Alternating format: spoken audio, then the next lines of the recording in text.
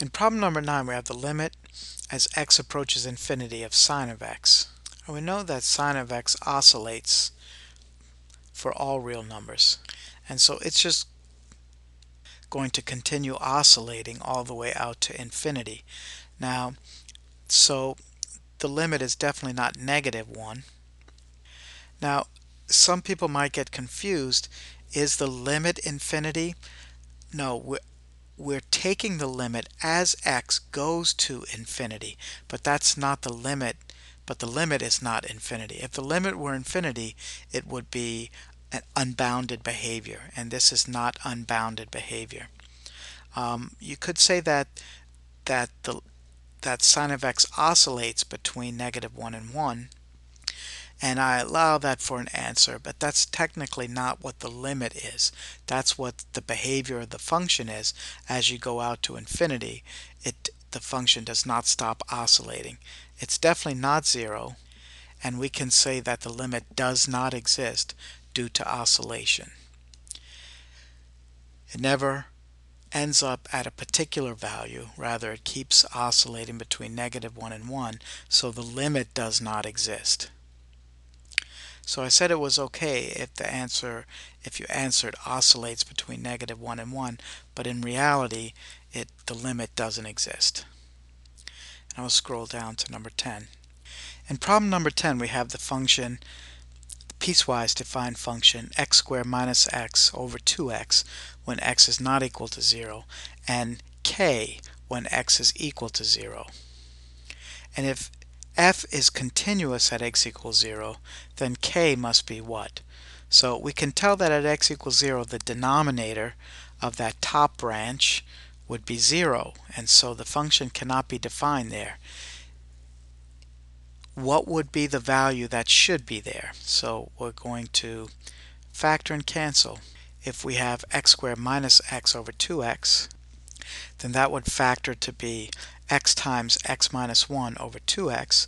The x's would cancel, and you would be left with x minus 1 over 2, or 1/2 times x minus 1, which is also a linear function, the same in every way as x squared minus x over 2x, except at the point 0, because there would be a removable discontinuity. There would be a hole in the graph at x equals 0. But if we plugged in x equals 0 into that, we would get a value of 0 minus 1, or -1 times 1/2, which would be -1/2. So if we wanted to fill in that hole, we would need a value at x equals 0, y equals 1/2. And so -1/2 would be the correct answer. If you're to graph this, it would look something like this graph here, where you can see it has a hole at x equals, sorry, that's not what it would look like. It would rather look something like that, with a positive slope of 1/2 and a y-intercept of -1/2. And the value needed to fill in when x equals 0, k would have to be -1/2. In the next problem, we have the limit as x approaches 0 of absolute value of x over x. And this graph looks like the function shown here, which has a jump discontinuity at x equals 0. A value approaching 0 from the left might be -0.1. But the absolute value of that would be positive 0.1, so the numerator would be positive, the denominator would still be negative, and you'd get 0.1 over -0.1, which is just -1. Actually, that would happen not only for 0.1, but for any value to the left of 0. You would get -1 as your value, as your answer.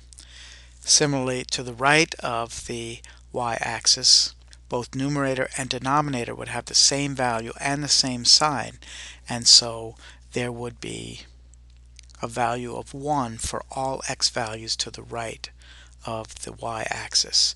And so, because there's a jump discontinuity, this limit does not exist. And we'll continue in the next video.